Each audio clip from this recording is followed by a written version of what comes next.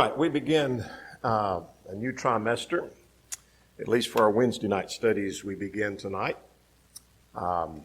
Micah will be teaching this class on a regular basis, the auditorium class. I'll be teaching the young adult class, but because he's out of town for a few days, we combine them all tonight.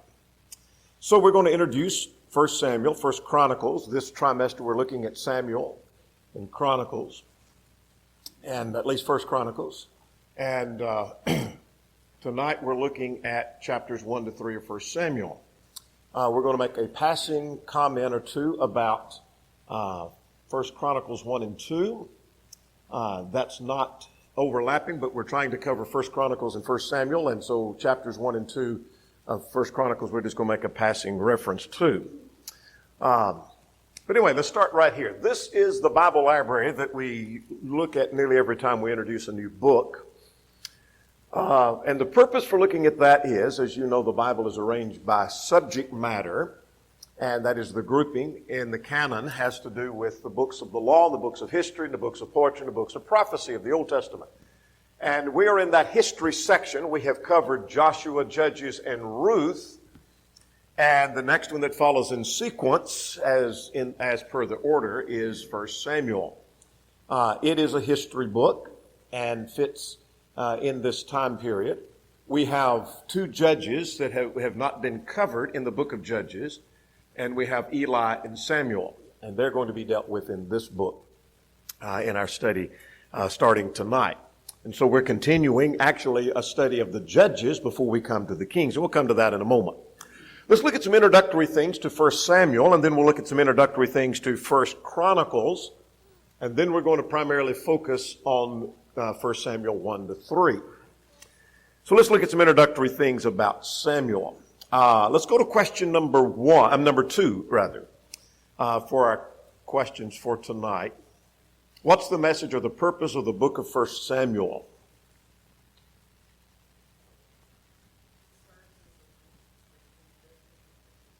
All right.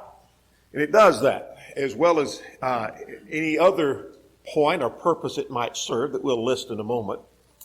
It primarily serves as the link between the Judges and the Kings. Without 1 Samuel, we wouldn't have much of a picture of, we had a picture of the Judges, and then the next thing you know, they have Kings. How did this happen? And the book of 1 Samuel is going to tell us that. The author, tradition says, that Samuel wrote chapters 1 to 4, and Nathan of Gad wrote the rest. The truth of the matter is the author is unknown. We don't know who wrote 1 Samuel. But that's what tradition says. And so if you find some writer that claims that Samuel is the writer, then that's why they say that. That's tradition, no full evidence of that. The time period that it covers, and again, as I mention often as we talk about chronology, depends on whose chronology you're following. Don't get excited when you look at someone else's and they're off by several years, in fact. Generally, I follow Klassen's chronology, though not always. But generally, it is thought that this book covers from 1140 BC to 1015 BC, though again, that may differ a little bit. About a 125-year period is what it covers. This was written early in the period of the divided kingdom, apparently, according to 1 Samuel chapter 27 and in verse 6, because we have the time period of the kings that are mentioned and the United Kingdom, so this seems to be when it was written. Let's talk a little about Samuel. What do we know about Samuel himself, the person?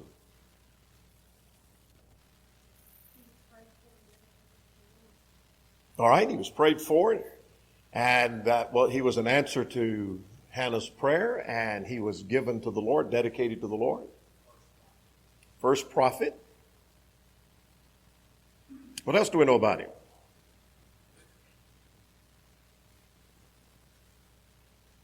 His name means ask of God because of exactly how he came. God was asked by Hannah, and this was an answer to her prayer. And so his name means ask of God. Names had greater significance than it does in our time. He was called a prophet. He was a prophet and one of the first of the prophets. Now that doesn't mean he was the first prophet ever, because Moses himself was a prophet, but in the list of the prophets, he was among those that were called the early prophets. We'll perhaps say more about the early prophets a little bit later. But chapter 3 and verse 20 mentions him as being a prophet. Chapter 7 and in verse 9 mentions him being a priest, and he served as a priest. And then also he was a judge according to chapter 7. As we came through the book of Judges, if we hadn't studied that in a while, and we had not, you may think as we go into that, okay, this covers all the period of the Judges. Well, it doesn't cover all the period of the Judges. It quits before that. And so we still have judges to go, and this is one of them. Eli is a judge, and so is Samuel a judge. And so he was the first of the regular order, or as what has been referred to as the early prophets. Not the very first prophet, as we already mentioned, because Moses himself was called one. Now, there's three main characters that are mentioned in the book of 1 Samuel. The phrases here are not my own. I borrow those. But Samuel is pictured as the servant of God. Saul as the king that went wrong. And then you have David, the Lord's choice. I think that's from J. Sidlow Baxter. Pretty good summary of the characters. So we're going to see Samuel, we're going to see Saul, and we're going to see David. Now, those are not the only characters, but Eli is not the main character at the beginning. It's Samuel. So we have Samuel, Saul, and David as characters. Now, let's get back to that purpose and the message of the book. As already been mentioned, it's a link between the judges and the kings. It picks up the history where the judges left off and lists the last two judges, Eli and Samuel. And so if we want to get a period of the judges, we've got to go on into Samuel to get that picture. It shows a change in leadership, is what this book demonstrates, a change in the form of government from judges to kings. And so as we enter into the book, and start into the book, we have judges. And if we missed several chapters and then suddenly we have a king, we don't see that transition. But this book deals with that transition and shows that change.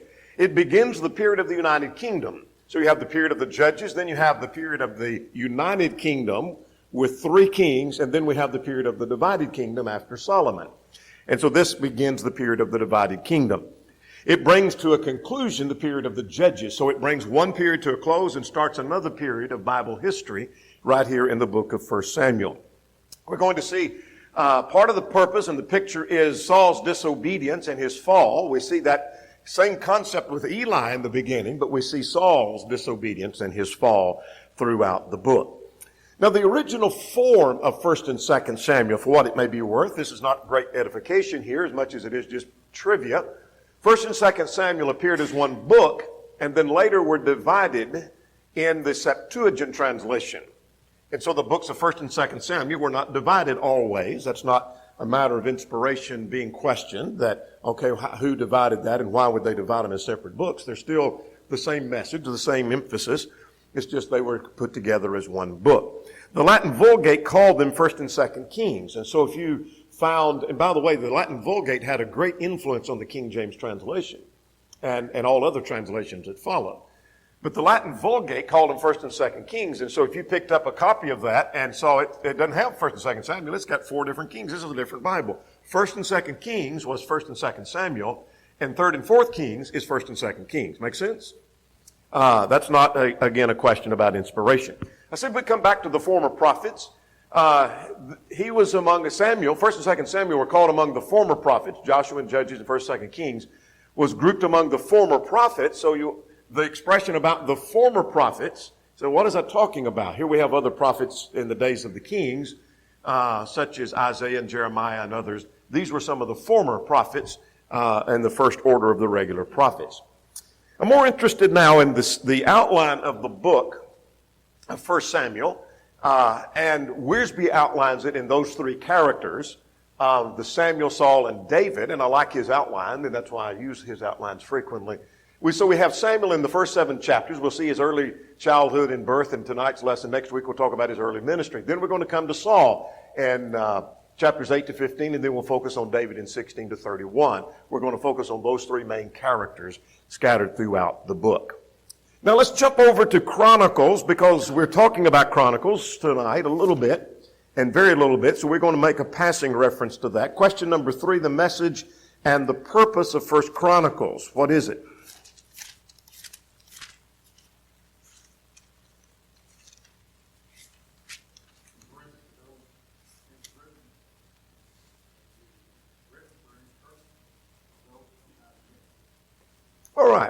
It was written for those who are coming out of captivity. Written at a later time. I'm sorry. Genealogy is primary, the purpose. It tells the history from Adam to David and of David's reign. And so it gives that genealogy. And so when we're going through these studies, at least I am, for those who are going to be in my class, I'm not sure what Micah's going to do, and I'll leave that to him. But we're primarily going to focus on Samuel and only deal with Chronicles as it enhances our study of what we're studying. We're going to make passing references to that. But let's give an introduction to First Chronicles quickly.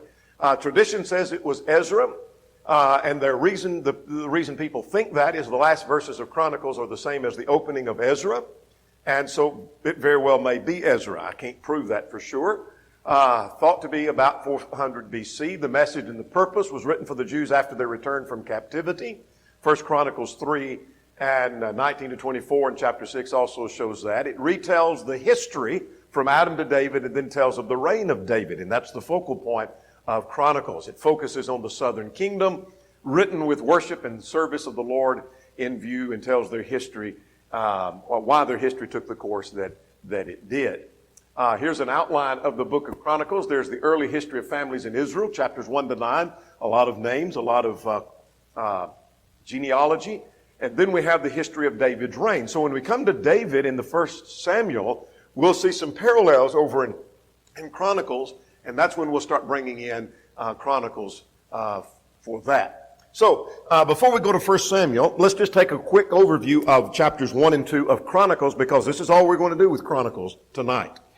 And that is, just if you haven't read, you hopefully have either read or scanned these chapters in Chronicles. What you have in chapter 1 is the family, starting with the genealogy, starting with Adam down through Abraham. And that's what chapter 1 basically is about.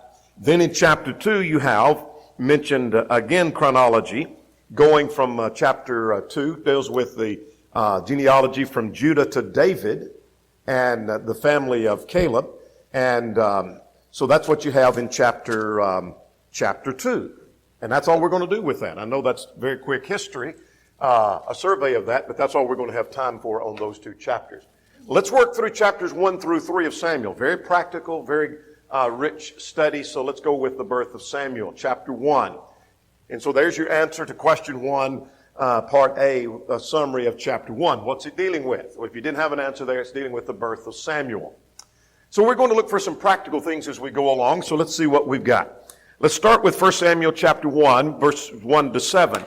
The point here is that Hannah was barren and she wept. We're introduced to Hannah's husband. What's his name? Elkanah. And he was married to 2 wives. One was named Hannah and the other was Peninnah. Now, just as a footnote, that God never gave his approval to multiple wives, to polygamy. God's plan from the beginning, Genesis 2:24, was one man for one woman for life. So how do you explain that someone who's supposed to be a man of God, even like many of the other great Bible characters, had multiple wives? Well, I think Acts 17 is the explanation of that, and that is that at the time of this ignorance, God winked at. There were sins that God overlooked. Doesn't mean God gave his approval. God gave his endorsement to that. But now God commands every man to repent. And so God tolerated things. And that's the best I can do with that. So he had 2 wives. It didn't mean that was part of God's plan. But this was one of the things God winked at or God overlooked. Now, beginning at verse 3, what's the story down through verse 7? What's the point? It tells us why that she's weeping so. She's barren. But there's something that generates even a greater burden because of her being barren. What was that?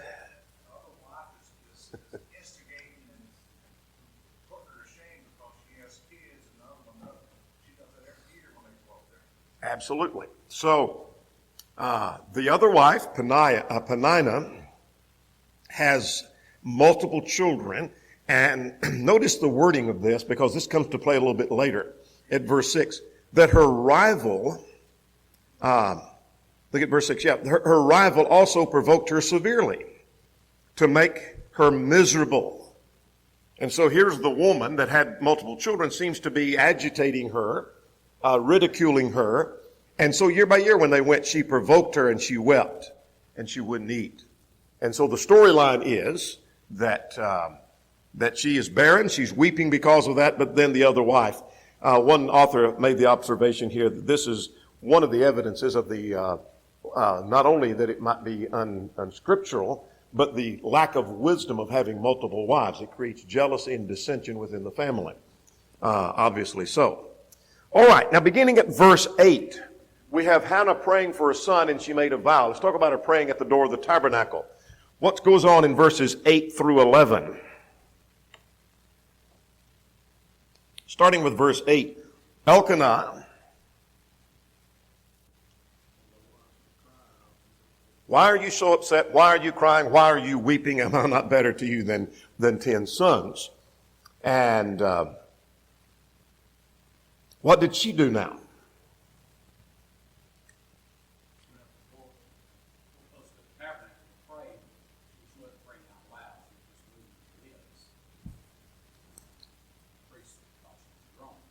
All right.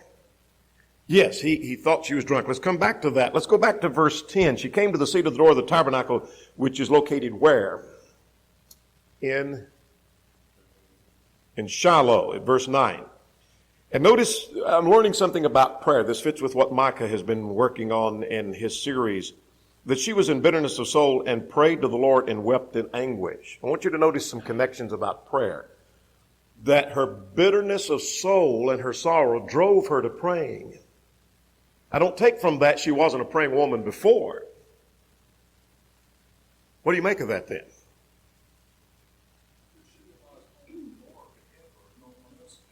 Yeah. Realizing only the Lord can help her? All right, what else? That's a good point.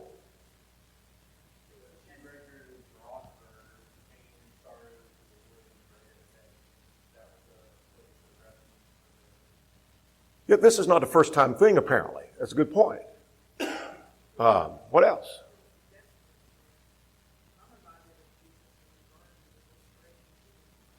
All right. It is. Right. And that's what I want to drive at, is that this seems to be, because she seems to be such a godly woman, and that she's making her vow that she'll give in to the Lord a little bit. We'll look at it in a moment. That this seems to be a regular thing of her, that she prays to God regularly. Though that wording is not mentioned here, this doesn't seem to be an odd thing she's doing. But here's the point I'm trying to make. That there are times of sorrow and times of desperation. There's times of deep anguish that drives us to our knees to pray more than we have been maybe in the past. We've all done that. Or maybe you pray on a regular basis, but this particular crisis drives you to the Lord and drives you to go to praying before the Lord. And so then in verse 11, she made this vow before the Lord, and her vow was,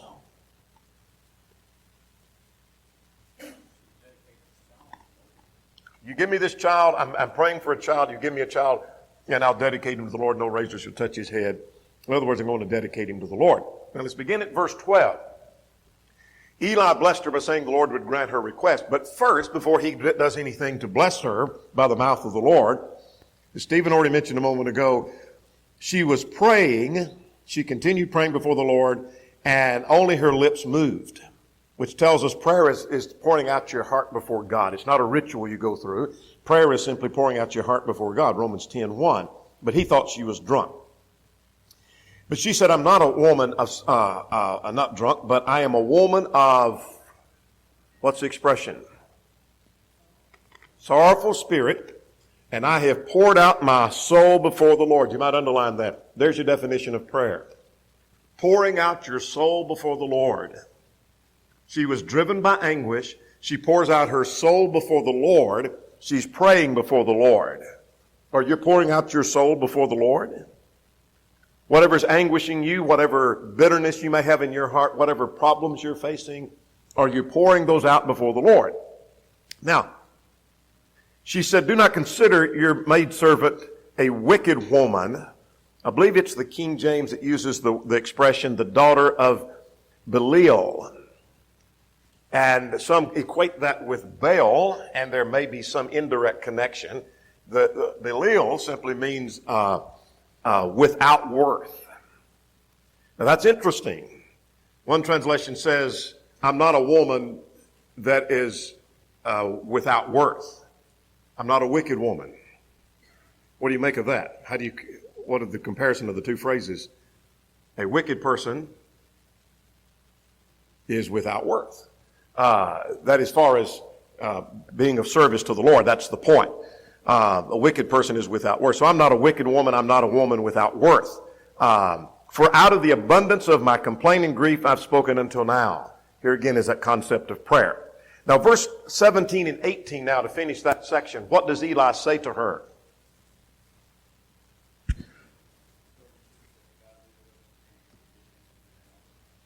Yeah, speaking by the mouth, being the mouthpiece for God. I don't think he's just taking it on himself. He's a spokesman for God.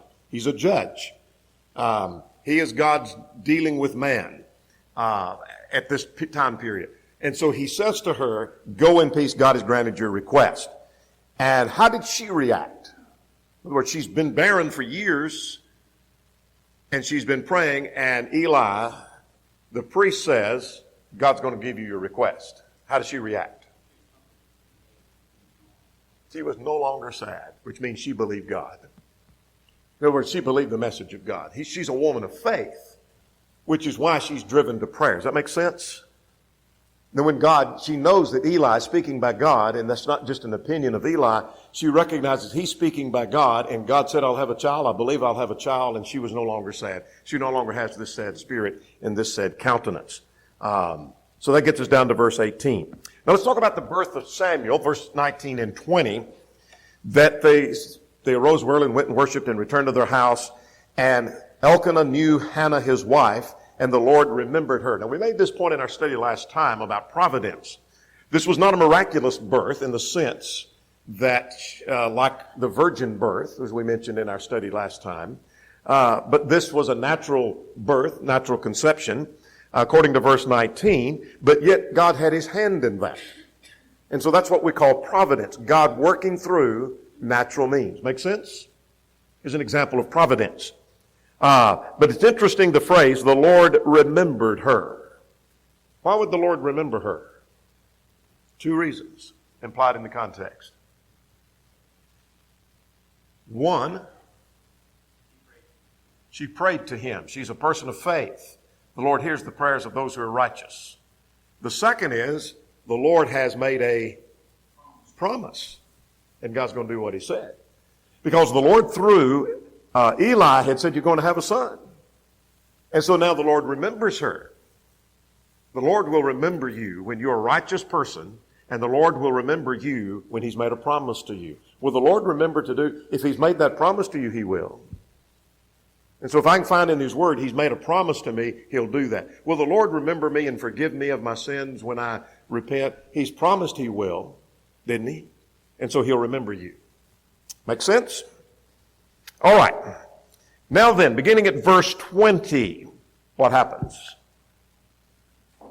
We got 19 and 20 go together. The Lord remembered her, and it came to pass, named him Samuel, which means heard or asked of God. And so God heard me, I asked of God, and I had the child because I asked of God. And so I'm naming him Samuel because I asked for him from the Lord. Now let's get 21 to 28 to finish this chapter. Samuel is given to the Lord now. Verse 21, the man Elkanah went up to offer the sacrifice. Does she go with him this time? No. What does she say? Go up when the child is weaned, which is much older, by the way, than we think of weaning a child. So as you think, well, it's about this age when you wean a baby now, and it's much older than that, most scholars think. And so it's not just a small infant at the time she takes him up, but she'll take him when he is weaned. Now look at verse 23. Elkanah the husband said to her, do what seems best to you, and wait until he's weaned. Only let the Lord establish his word. So the woman stayed and nursed the son until he was weaned. What do you make of verse 23? What's the point? Only let the Lord establish his word.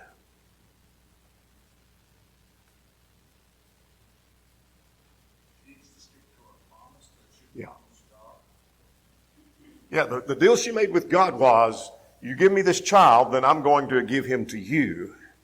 And so only let the Lord confirm his word. And what I think he's saying in that, keep your promise and your covenant with God. He's fulfilled his part of it in giving you the child.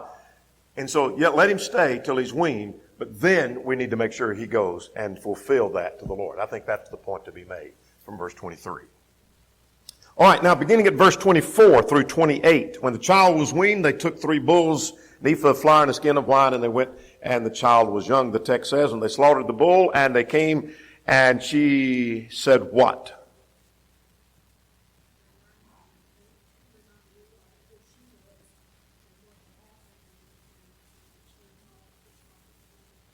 Absolutely. I was that woman standing there praying. You thought I was drunk, etc.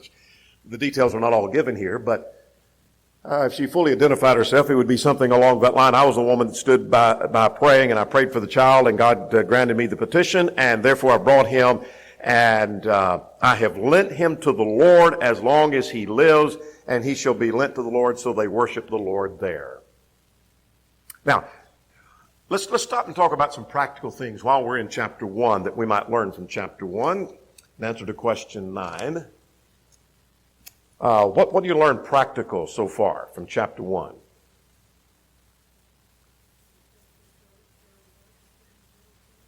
All right. Prayer is powerful. Effectual fervent prayer of a righteous man avails much. That's good. What else? Power of prayer. All right. God gave his promise. He kept it. She made a promise and she kept it. We knew God would. Man may go back on his word.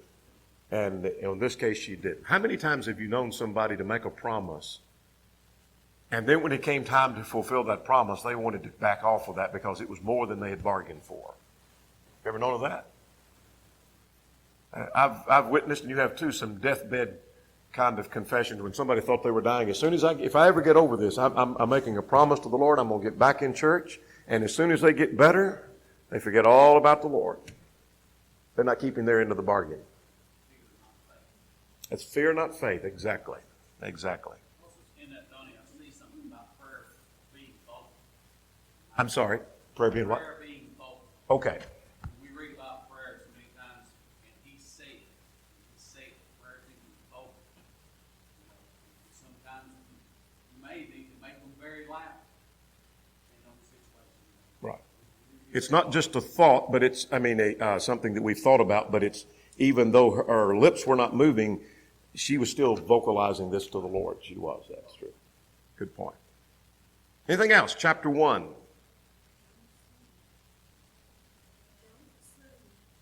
Don't assume. Good point. All right, let's go to chapter 2. Questions on chapter 1. Let's see if we answered those. What did Vanna's vow include? Question number 4.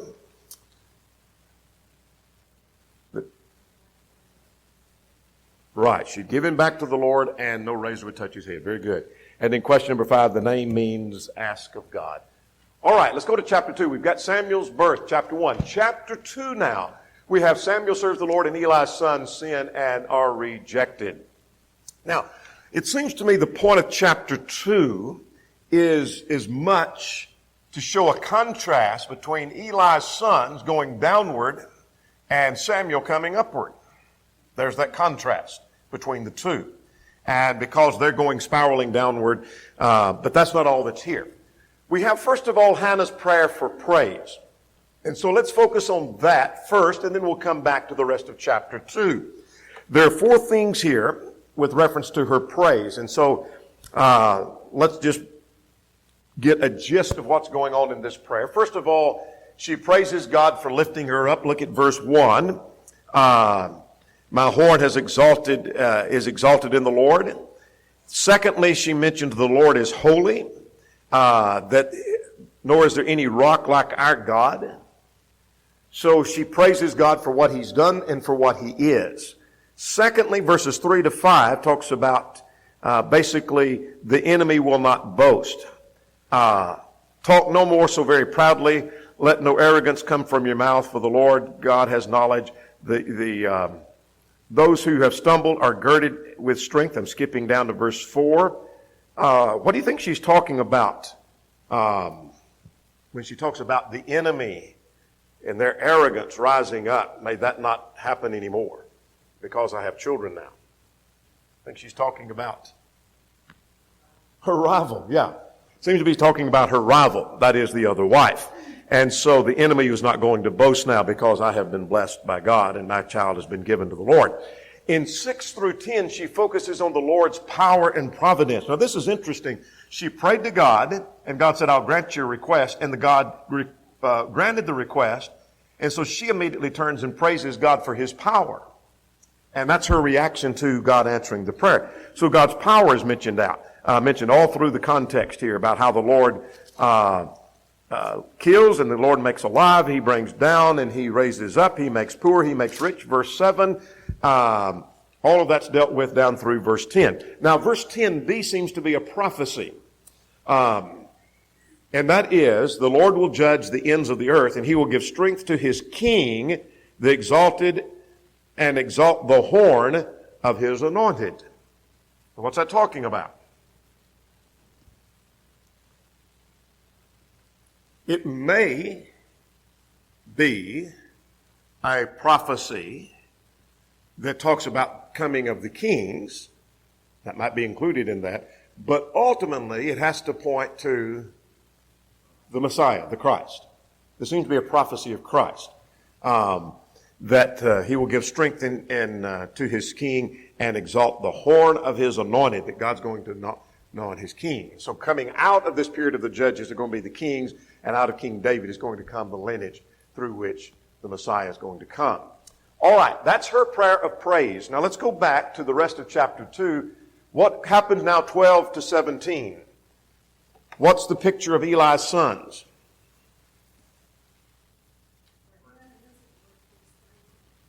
That's a good point. She was not worthless. They are worthless. They were corrupt, and they did not know the Lord, the text says. Might underline that. Now, 12 to 17, quickly, what were they doing? Their priest. The priests were allowed, when the meat was boiled, to take a 3-prong hook, put it in, and whatever it grabs and pulls out, they could eat. That's theirs. What were they doing? Before it was boiled, and if there was a problem, they had threatened, we're going to take it by force. In other words, a summary of 12 to 17, they've abused the people and took advantage of the people. They were very corrupt. Now, there's more about their sins, but he doesn't turn to that just next. He turns to Samuel served the Lord as a child. Do you see the storyline seems to be their corruption going downward and Samuel coming upward? All right, so let's get the picture of Samuel. Samuel ministered before the Lord. His mother would bring him robes in year by year when they'd come to visit. And what else do you see in 19, 20, and 21? Even as a child. Yeah, even as a child. Notice that phrase at verse 18. He ministered before the Lord even as a child. That's an interesting phrase. That'd make a good sermon, wouldn't it? Sometimes we think children are too young to serve and maybe pay attention in church or learn biblical principles or learn Bible lessons. Even as a child, he was serving the Lord. But notice how God blessed Hannah at verse 21. What did the Lord do? 3 more sons and 2 daughters, and meanwhile the child Samuel grew before the Lord. So all we're seeing here basically is a picture. Samuel serving the Lord, and as a child, and he grows before the Lord. Not just physically growing taller and bigger, but he's growing in his service and in his faith. Now Eli rebukes his sons, beginning in verse 22 through 25, to no avail. What happens here? What's their problem now? Yes, they are committing fornication and with the women as they assembled at the tabernacle of meeting, and Eli comes and rebukes them. No, my sons, the report I hear, it's not a good report that I hear, and you have made the people to transgress. Now, verse 25 is interesting. If a man sins against another, God will judge him.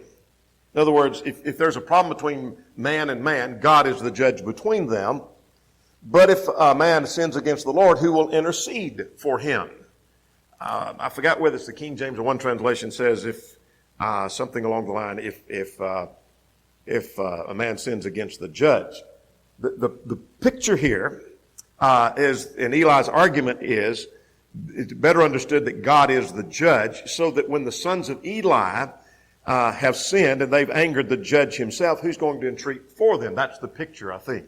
That who's going to entreat for them when they have angered the judge himself? You've not only angered your fellow man, you've angered God himself. Y'all have really messed up. And they did not heed the voice of their father because the Lord desired to kill them. Now that's a difficult phrase. What does that mean? Some, like Clark, have suggested that means therefore the Lord desired to kill them. In other words, the Lord wanted to bring them to an end and bring them to a premature death because they rebelled against their father. And that may be true. But I think probably the rendering of the New King James is correct because the Lord had desired to kill them. They didn't heed their father. I think what it is, it's a description of, they had already, prior to their father's rebuke, they had already reached the point of a hardened heart. And consequently, when their father rebukes them, they just become harder in sin. Make sense? And so they've already reached that point. Isaiah 6, I think, would give us some insight, as Brother who wrote Bob Waldron suggests in his work on 1 Samuel. Isaiah chapter 6 may be a parallel to that. Now, let's start at verse 26 now. And Samuel continues to grow in favor with the Lord, with God and man. Now, verse 27 to the end of the chapter. What now happens? There is a prophet that comes, not named. A man of God came to Eli, and what does he say to Eli? There's going to be a judgment on your household. Now, notice verse 29. Notice verse 29. Why do you kick at my sacrifice and my offering which I have commanded in my habitation?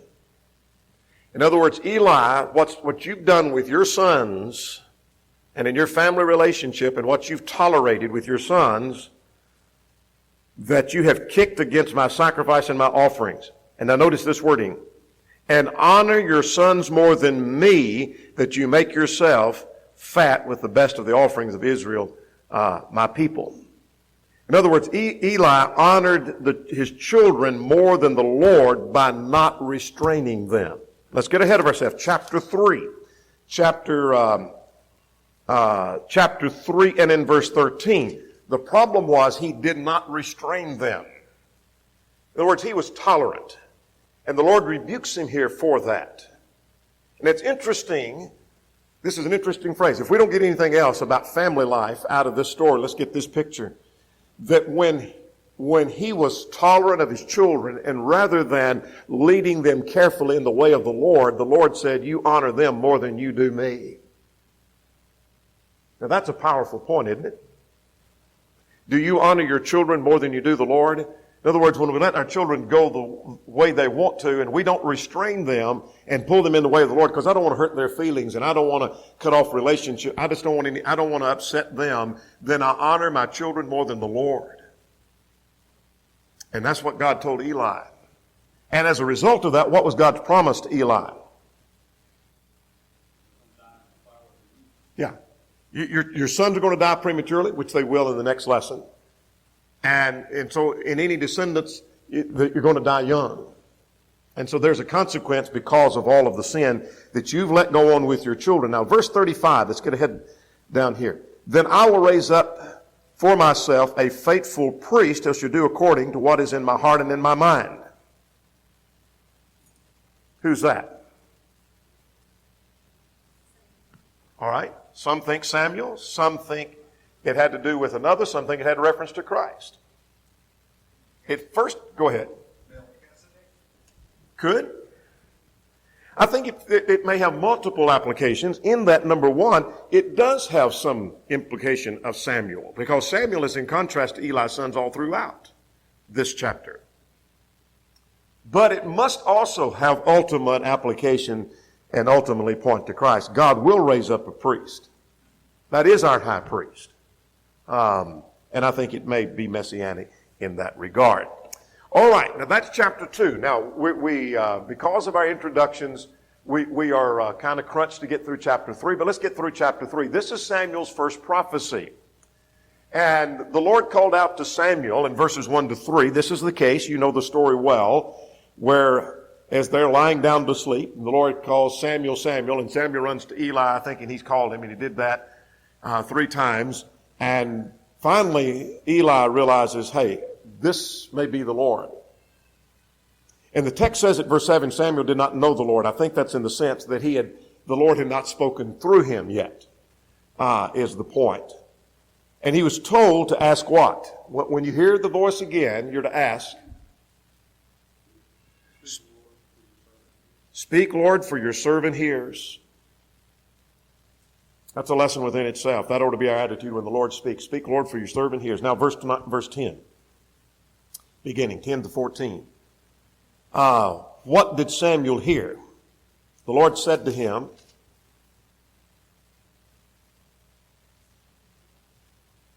He told him, Samuel,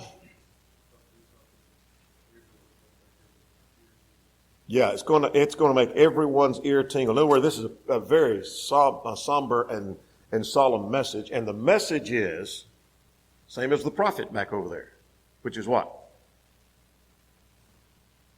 I'm going to punish the house of Eli because of their sin. And you might underline it, verse 13. For I've told him that he will judge his house. I've told him that I will judge his house forever for the iniquity which he knows, because his sons made themselves vile and he did not restrain them. That's why I'm doing this. So Samuel went and lay down till the morning. And then Eli asked him, what was that all about? Don't hold anything back. And what did Samuel say? Told him everything. That's what a prophet does, isn't it? That's what a true spokesman of the Lord will say. Tell him everything. Don't hold anything back. Don't spare for feelings. Tell him the truth. Tell him the message. And what was Eli's reaction?